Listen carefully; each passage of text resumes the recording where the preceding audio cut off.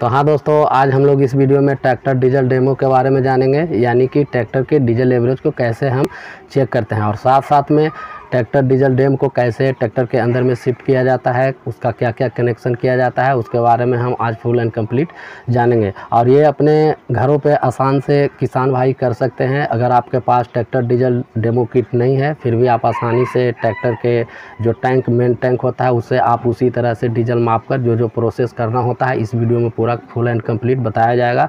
इसी प्रोसेस के हिसाब से आप अपने घर पे भी बहुत आसानी से खेतों में जुताई करते समय ट्रैक्टर का डीजल माइलेज चेक कर सकते हैं। तो डीजल ज़्यादा लेने के ऐसे बहुत सारे रीज़न होते हैं। सही से हमें ट्रैक्टर का खेतों में जुताई के समय में ऑपरेटिंग न कर पाना, जैसे गियर का सही चुनाव न कर पाना, या तो फिर आरपीएम का सही सेट नहीं कर पाना। बहुत सारे ऐसे ऑपरेटिंग सिस्टम होते हैं जो हमें सेट करके चलाना होता है। हाइड्रोलिक्स लीवर का सही से सेटिंग न कर पाना। तो बहुत सारे कुछ तो जानकारी के अभाव में भी ऐसा हो पाता है कि हम उसका सही से ऑपरेटिंग नहीं कर पाते हैं। इसके कारण भी हमारा ट्रैक्टर में काज करने की समय सीमा बढ़ जाती है और उसके कारण भी डीजल खपत ज़्यादा होता है। तो आज हम लोग इस वीडियो में ट्रैक्टर के डीजल एवरेज को कैसे चेक करते हैं इस ट्रैक्टर में हम सेट करेंगे ट्रैक्टर डीजल डेमो किट। और अगर आपके पास डेमो किट नहीं है फिर भी आप आसानी से घर पे इस तरह से चेक कर सकते हैं। तो डीजल ज़्यादा लेने के बहुत सारे रीज़न होते हैं, जैसे में सही टाइम से सर्विस का ना हो पाना। अगर सही टाइम से सर्विस नहीं करा पाएंगे उसमें भी हमारा ट्रैक्टर का डीजल खपत ज़्यादा बढ़ सकता है। सही गियर का चुनाव न करना, अगर हम सही से गियर का चुनाव नहीं कर पाएंगे उसमें भी हमारा ट्रैक्टर का डीजल खपत बढ़ेगा, क्योंकि खेतों में जुताई के समय में हमें स्पीड के साथ साथ टॉर्क भी चाहिए। और हम सबसे छोटे गियर जो फर्स्ट गियर होता है उसमें ज़्यादातर ट्रैक्टर चलाना पसंद करते हैं, तो उसमें स्पीड नहीं मिल पाता है, ताकत तो मिल जाता है, लेकिन खेतों में जुताई के समय में टॉर्क यानी कि ताकत और स्पीड दोनों का नॉर्मल ज़रूरत होता है। तो हमें सही से उसका गियर का चुनाव करना चाहिए। आरपीएम का सही सेट न कर पाना, अगर हम आरपीएम ज़्यादा दे देते हैं उसमें भी हमारा डीजल खपत बढ़ता है। उसका आरपीएम कितना होना चाहिए, ऐसे किसानी क्षेत्र में, कृषि क्षेत्र में खेतों में जुताई के समय में 1300 से 1600 आरपीएम के बीच में सारा कार्य हो जाता है। और कभी कभी हम उससे एभव दे देते हैं, यानी कि ज़्यादा आरपीएम भी देकर चलाते हैं ट्रैक्टर को, उससे भी हमारा ट्रैक्टर का डीजल खपत बढ़ने का चांसेस रहता है। टायरों का अधिक घिसावट होना, यानी कि टायर घिसा हुआ है उसके बाद भी हम ट्रैक्टर को जुताई में चलाते हैं, जिससे हमारा टायर का स्लिपेज ज़्यादा आता है और उसमें काज करने की समय सीमा में बढ़ोतरी हो जाती है। तो ऑटोमेटिक डीजल का खपत भी बढ़ जाता है। क्लच का स्लिपेज हो रहा, अगर क्लच भी स्लिपेज हो रहा है तो उसमें भी हमारा काज करने की समय सीमा बढ़ता है, जिसके कारण भी हमारा ट्रैक्टर का डीजल खपत बढ़ा हुआ दिखाता है। खेतों में जुताई के समय में हाइड्रोलिक्स लीवर ड्राफ्ट सेटिंग का सही से सेट न कर पाना, ट्रैक्टर का ओवरलोड चलाना, यानी कि जितने एचपी के रेंज का ट्रैक्टर है उसके हिसाब से हमें इम्प्लीमेंट का चुनाव करना होता है। अगर कम एचपी का ट्रैक्टर है उसमें हम ज़्यादा बड़ा इम्प्लीमेंट लगा देते हैं, उसके कारण भी ट्रैक्टर ओवरलोड चलता है, जिससे भी डीजल का खपत बढ़ता है। ब्रेक का जाम चलना, किसी ब्रेक का जाम होकर चलना, वो भी ओवरलोड में आता है, उससे भी हमारा ट्रैक्टर का डीजल खपत ज़्यादा आएगा। टायरों में हवा का पीएसआई प्रेशर का ज़्यादा होना, यानी कि टायर में हवा का सीमित होना, अगर हम उसका सही मेंटेन जुताई में नहीं रखेंगे तो उससे भी हमारा टायर का स्लिपेज ज़्यादा होगा, और स्लिपेज ज़्यादा होने से काज करने की जुताई की समय सीमा में बढ़ोतरी होगी और डीजल ट्रैक्टर लेगा। सही क्वालिटी का डीजल का यूज न करना, हम लोकल डीजल भी कभी कभी यूज कर लेते हैं, जिसके कारण भी उससे माइलेज नहीं आ पाता है और उसमें डीजल खपत ज़्यादा हो जाता है।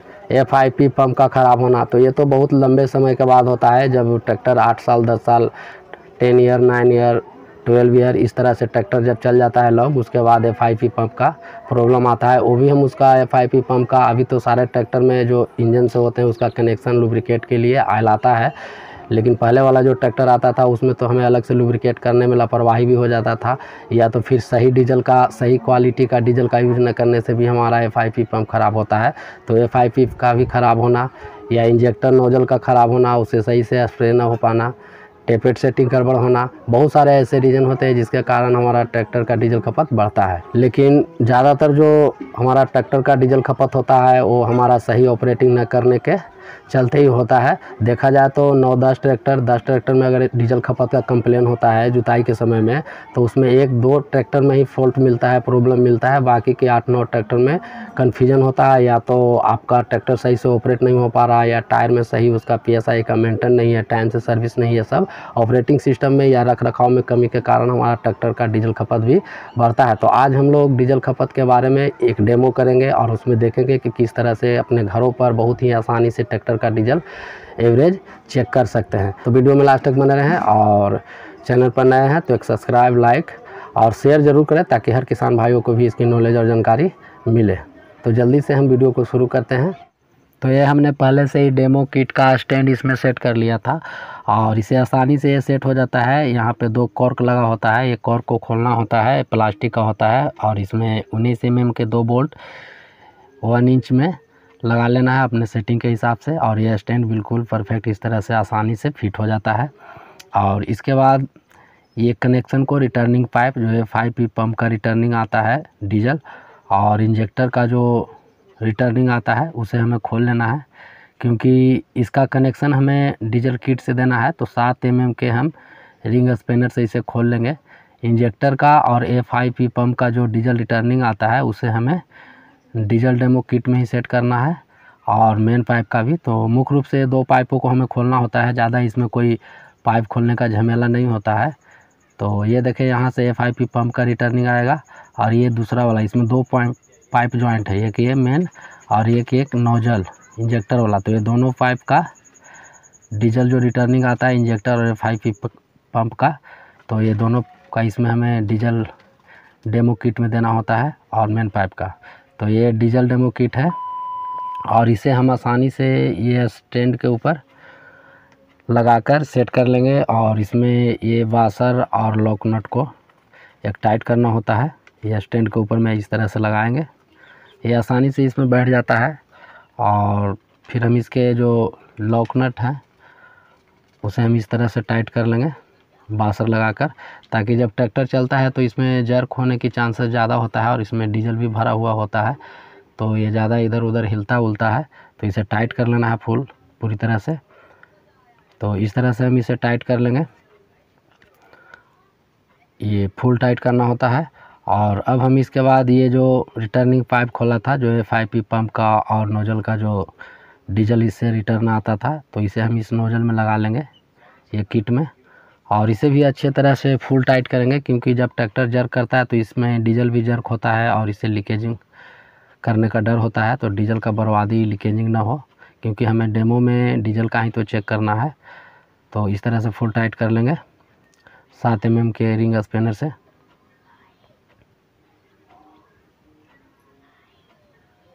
और अब हम ये टाइट कर लिया पूरी तरह से फुल।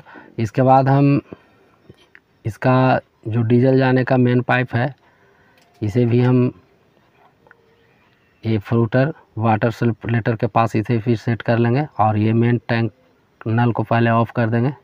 यहाँ से पहले ऑफ़ कर देना है, बंद कर देना है डीजल को और 19 mm के रिंग स्पैनर से हम यहाँ से ये मेन टैंक से जो पाइप आता है डीजल का उसे खोल लेंगे और इस जगह में हम ये किट का पाइप को लगा देंगे। यहाँ से डीजल जाएगा। आप कहीं से भी इसे सेट कर सकते हैं, लेकिन यहाँ से आसानी होता है इसलिए हम यहाँ से इसे सेट करेंगे और ये बोल्ट को निकाल लेंगे और वाशर को भी, और ये पाइप को हम उसी जगह में सेट कर लेंगे वाटर सप्लेटर के पास, क्योंकि डीजल को किट से ही जाना है और फिर से जो नोजल और इंजेक्टर का पाइप हमने जो रिटर्निंग दिया तो रिटर्निंग भी इसी में आएगा किट में ही और मेन डीजल भी किट से ही जाएगा। यानी कि इसका मेन टैंक से कनेक्शन को हमने काट दिया है, मेन का भी और रिटर्निंग का भी। तो इस तरह से इसे फुल टाइट कर लेंगे ताकि डीजल लीकेज ना हो। ये इस तरह से हम इसे बिल्कुल फुली टाइट करेंगे और आप कहीं से भी इसमें कनेक्शन कर सकते हैं, आगे से भी कर सकते हैं, लेकिन यहाँ से आसानी होता है। और अब हम इसके ये कैप को खोल लेंगे, यहाँ से डीजल डालना होता है। तो अब हम इसमें डीजल को डालेंगे, तो आप अपने हिसाब से डाल सकते हैं जितना ज़मीन की जुताई करना है, खेतों की जितना जुताई है। तो हमें तो सिर्फ डेमो दिखाना था। तो ये देखें, ये डब्बा है और इसमें मार्किंग लगा हुआ है 200 ml 300 ml ऐसे 1 लीटर का आता है। इसमें ऊपर में टॉप में 1000 लीटर 1000 ml लिखा हुआ है। 1 लीटर का ये डब्बा है, सारे मार्किंग लगे हुए हैं 1000 ml। तो हम इसमें मेन टैंक से डीजल को निकालेंगे और ये इसमें भी ऐसे मार्किंग लगा हुआ है किट के ऊपर भी। ये 5 लीटर का है, इसमें फुल 5 लीटर आता है टोटल। और इसमें भी 4000 ml 2000 3000 ml 5000 ml देखें इस तरह से टॉप में 5000 ml है। तो इस तरह से इसमें भी मार्किंग है और हम माप कर भी डीजल इसमें डालेंगे। तो पहले हम मेन टैंक से इसका डीजल को निकाल लेंगे छोटे डब्बे में, और उसके बाद हम माप कर ही इसमें डालेंगे। ये 5000 ml लिखा हुआ है, ये 3000, ये 2000, इस तरह से है। तो मेन टैंक से हम नल को ऑन करेंगे और डीजल को ये जग से निकालेंगे, और हम अपने हिसाब से 2 डब्बे हम डालेंगे, यानी कि 2 लीटर डीजल डालेंगे, क्योंकि हमें सिर्फ डेमो दिखाना है, ज़्यादा खेत की जुताई करना नहीं है। तो हम अपने हिसाब से 2 लीटर ही डालेंगे, आप अपने जुताई के हिसाब से डाल सकते हैं। तो 1000 ml हम इसमें पहले निकाल लेंगे, उसके बाद बंद कर देंगे नल को, और ये डीजल को उसी किट में डाल लेंगे।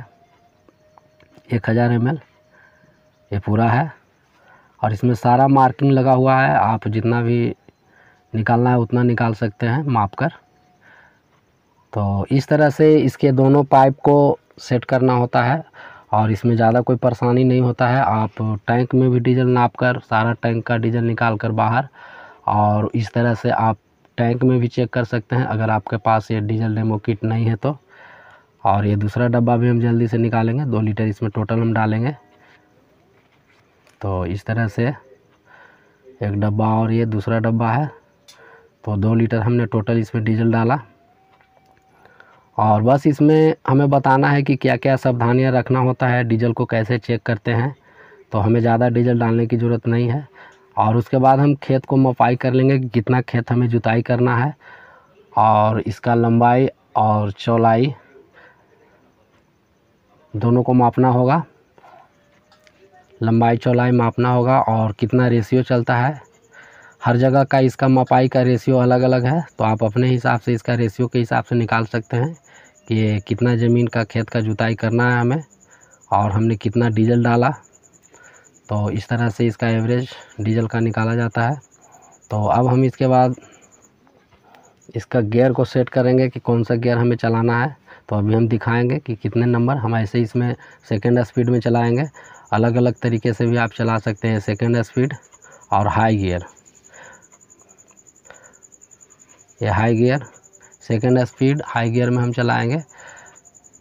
आपके हिसाब से अपना सेट करके चलाना होता है गियर। और ये आरपीएम को भी सेट कर लेंगे 1500। अब ट्रैक्टर को स्टार्ट कर लेंगे।